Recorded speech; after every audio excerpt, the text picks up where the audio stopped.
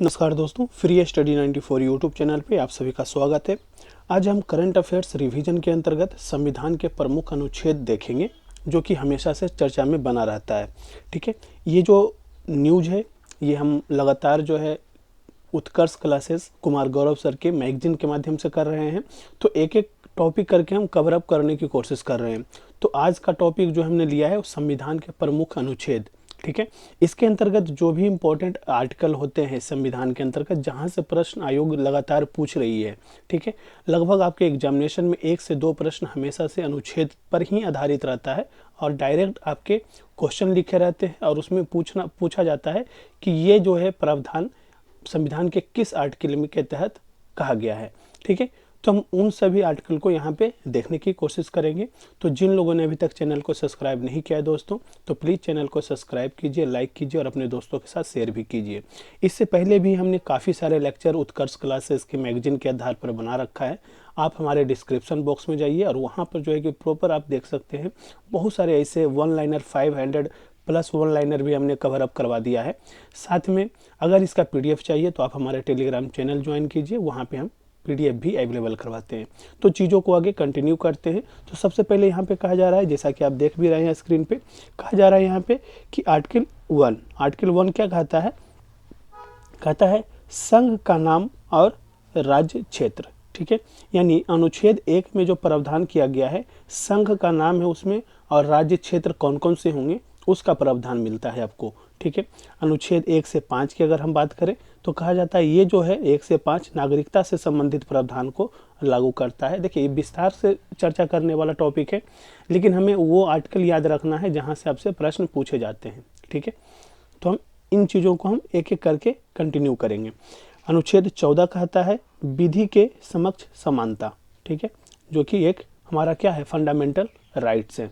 ठीक है, कहा जाता है अनुच्छेद 17 कहता है कि अस्पृश्यता का अंत, अनटचेबिलिटी।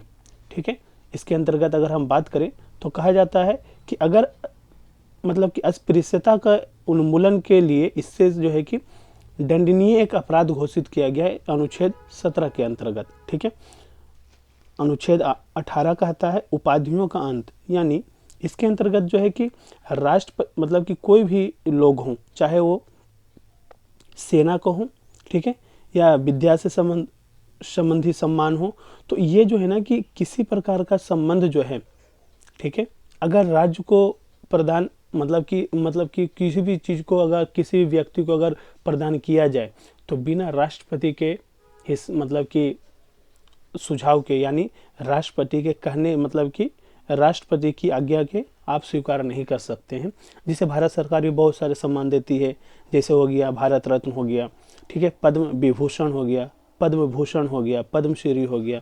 तो या फिर सेना को अगर हम बात करें तो परमवीर चक्र हो गया, महावीर चक्र हो गया, वीर चक्र हो गया। ठीक है, ये सारी चीज़ें आपको जो है ना आती हैं आर्टिकल 18A में। ठीक है, तो ये सारी चीज़ें हैं क्या, उपाधियों का अंत यहाँ पे कह रहा है। आर्टिकल 19A देखते हैं तो कहा जाता है ये वाक्य एवं अभिव्यक्ति की स्वतंत्रता। ठीक है, बोलने की अधिकार दिया जाता है।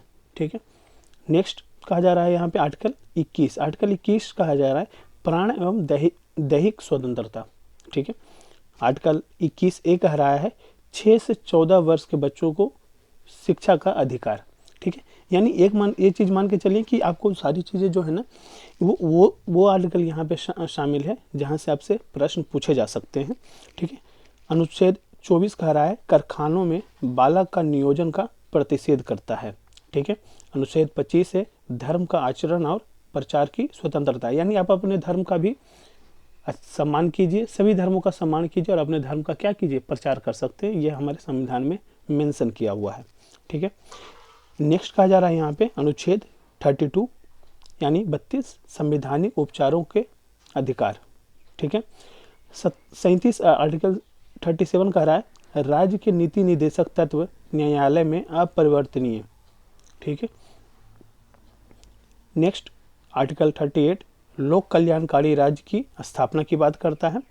आर्टिकल 39A कहता है निःशुल्क विधिक सहायता। ठीक है, आर्टिकल 40 कहता है ग्राम पंचायतों का संगठन की बात कर रहा है और आर्टिकल 44 कहता है समान नागरिक संहिता, ठीक है, कोड ऑफ कंडक्ट।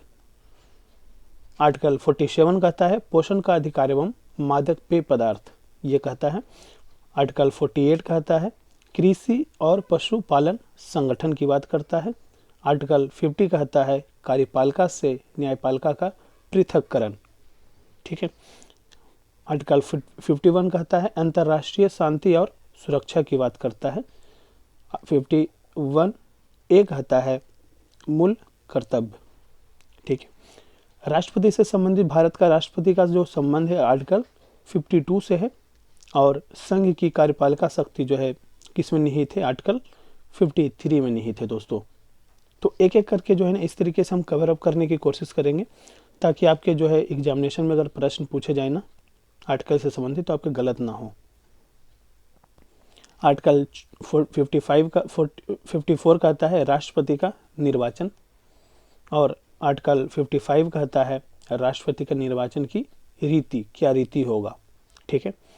आर्टिकल 56 कहता है राष्ट्रपति की पदावधि कितनी होगी, इसकी आपकी व्याख्या करता है। और आर्टिकल 60 कहता है राष्ट्रपति की शपथ, ठीक है।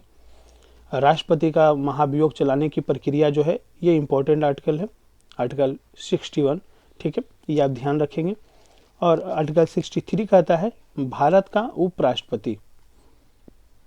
आर्टिकल 71 कहता है राष्ट्रपति और उपराष्ट्रपति के निर्वाचन संबंधी विषय, ठीक है। आर्टिकल 72 कहता है क्षमादान की शक्ति। आर्टिकल 76 कहता है भारत का न्यायवादी। और आर्टिकल 79 में जो है लिखा हुआ है संसद का संगठन, मतलब कि संसद का गठन कैसे किया जाएगा, वो आपका आर्टिकल 79 कहता है दोस्तों। आर्टिकल 80 जो है वो कहता है राज्यसभा की संरचना कैसी होगी, उसकी व्याख्या जो किस में दिया हुआ है, आर्टिकल 80 में दिया हुआ है। आर्टिकल 81 कहता है लोकसभा की संरचना की बात करता है। और अनुच्छेद 108 कहता है कुछ दशाओं में दोनों सदनों की संयुक्त बैठक। देखिए अब संयुक्त बैठक की घोषणा किसके द्वारा किया जाता है, आप कमेंट्स बॉक्स में लिख करके भेजिए, ठीक है। और इसकी जो है संयुक्त बैठक की जो अध्यक्षता करता है वो कौन करता है, ये हमें लिख करके भेजिए कमेंट्स में, ठीक है। देखिए अभी विस्तार से समझाने की तो बिल्कुल ज़रूरत नहीं है ना, क्योंकि हम आर्टिकल देख रहे हैं, आर्टिकल से प्रश्न पूछे जाते हैं। अब टॉपिक को हम कवर करने लगेंगे तो एक एक आर्टिकल का एक एक लेक्चर बनेगा, ठीक है। तो उस पर हम जान ही रहे हैं, लेकिन जहाँ जहाँ पे चीज़ें बन सकती है ना क्वेश्चन, वहाँ पे मैंने आपसे कमेंट्स बॉक्स में आपके जवाब मांगे हैं, आप लिख करके भेजिएगा। अनुच्छेद 110 कहता है धन विधेयक की परिभाषा को जो है आर्टिकल 101 में डिफाइन किया गया है। और वार्षिक वित्तीय विवरण जो है जिसे हम बजट बोलते हैं वो अनुच्छेद 112 में लिखा हुआ है दोस्तों, ठीक है। नेक्स्ट अगर हम आर्टिकल की तरफ हम आगे बढ़ें तो कहा जा रहा है आर्टिकल 1 to 3 यानी अनुच्छेद 123 संसद विश्रांति काल में राष्ट्रपति की अध्यादेश जारी करने की शक्ति है राष्ट्रपति को, ठीक है।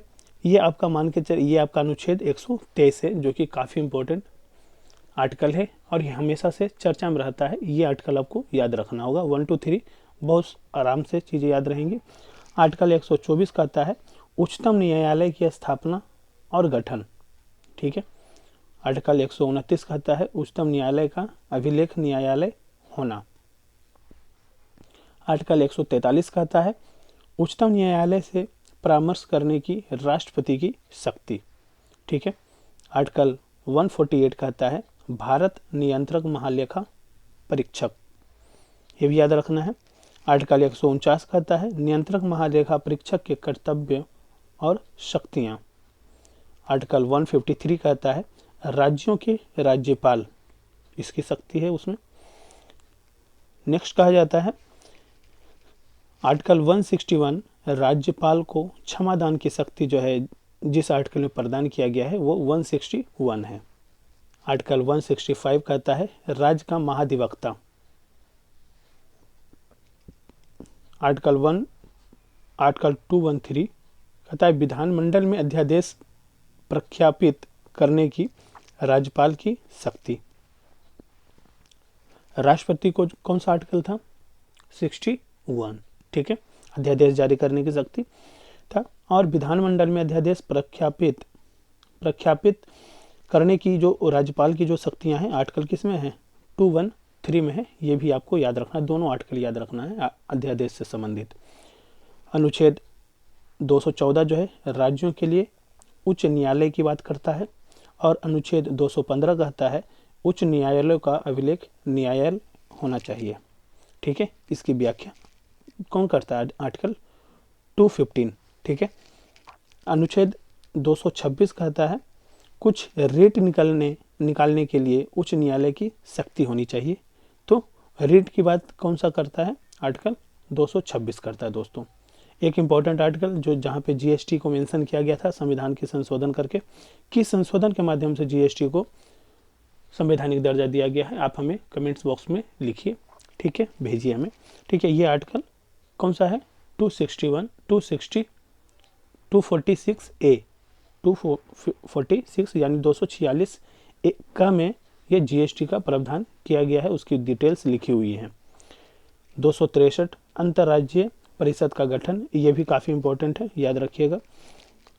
अनुच्छेद 266 संचित निधि की बात करता है, ये भी इम्पोर्टेंट आर्टिकल है। और 267 आर्टिकल कहता है आकस्मिकता निधि यानी इमरजेंसी फंड जो है वो आपका 267 में मेंशन है। वित्त आयोग, ये काफ़ी इंपॉर्टेंट है, ये भी याद रखना है आपको, आर्टिकल 280। वित्त आयोग अभी जो है 15वें वित्त आयोग के अध्यक्ष कौन है, ये हमें कमेंट्स बॉक्स में आपसे उम्मीद है कि आपका सही जवाब देंगे, ठीक है। 15वें वित्त आयोग के अध्यक्ष कौन है, आप हमें कमेंट्स बॉक्स में लिख करके भेजिएगा। नेक्स्ट हम अगर बात करें तो आर्टिकल 300A यानी 300 का संपत्ति का अधिकार। संपत्ति का अधिकार पहले किस आर्टिकल के अंतर्गत था, ये भी आपको मेंशन करके हमें कमेंट्स बॉक्स में लिख करके भेजना होगा, ठीक है। अनुच्छेद 315 संघ व राज्यों के लिए क्या लोक सेवा आयोग जिसकी आप तैयारी कर रहे हैं वो आर्टिकल किस में शामिल है? 315 में शामिल है दोस्तों। अनुच्छेद 324 की अगर हम बात करें तो निर्वाचनों के अधीक्षण, निर्देशन और नियंत्रण का निर्वाचन आयोग में निहित होना, ये आपका आर्टिकल 324 में है, समाहित है। आर्टिकल 338 में जो है अनुसूचित जाति आयोग की बात करता है, और आर्टिकल 330A कहता है अनुसूचित जनजाति आयोग, इसकी व्याख्या की गई है। आर्टिकल 343 कहता है संघ की परिभाषा। संघ की परिभाषा क्या होनी चाहिए, ये आपका मेंशन किया गया है अनुच्छेद 343 में। अनुच्छेद 352 में मेंशन किया हुआ है आपात की उद्घोषणा का प्रभाव, ठीक है। अनुच्छेद 356 कहता है राज्य में संवैधानिक तंत्र के विफल हो जाने की दशा में उपबंध, ठीक है। ये आपको याद रखना है, जिसे हम क्या कहते हैं बताइए? इसे हम कहते हैं राष्ट्रपति शासन, ठीक है। तो कहीं ना कहीं ये इंपॉर्टेंट आर्टिकल आपको याद रखना होगा। कुछ जहाँ पे मैंने बोला है याद रखने के लिए, वो आपको आर्टिकल याद रखना होगा, एग्जामिनेशन में वो आपसे पूछे जा सकते हैं। आर्टिकल 360 की जो बात करता है वित्तीय आपातकाल के बारे में उपबंध करता है, ये भी इंपॉर्टेंट आर्टिकल है, इसे भी आपको याद रखना है। और आर्टिकल 368 कहता है संविधान का संशोधन करने की संसद की शक्ति और उसकी प्रक्रिया क्या होनी चाहिए, इसकी व्याख्या आर्टिकल 368 में है। तो इस तरीके से दोस्तों जो है काफ़ी सारे जो आर्टिकल थे जो आपके एग्जामिनेशन के पॉइंट ऑफ व्यू से इंपॉर्टेंट थे, वो हमने लगभग 8 से 10 मिनट के इस लेक्चर में कवर अप करने की कोशिश किया है। कुछ कमेंट्स में मैंने आपसे कुछ जवाब मांगे हैं, वो आप कमेंट्स बॉक्स में आप अगर लिख करके भेजते हैं तो आपकी रिवीजन हो जाएगी। तो आज के लिए इतना ही था। नेक्स्ट सेक्शन के लिए में हम जो है आगे नेक्स्ट टॉपिक को कवर अप करेंगे। तब तक के लिए धन्यवाद। तो अगर वीडियो पसंद आया हो तो बिल्कुल लाइक कीजिए और ज़रूर सब्सक्राइब कीजिए और अपने दोस्तों के साथ भी शेयर कीजिए। Thank you so much.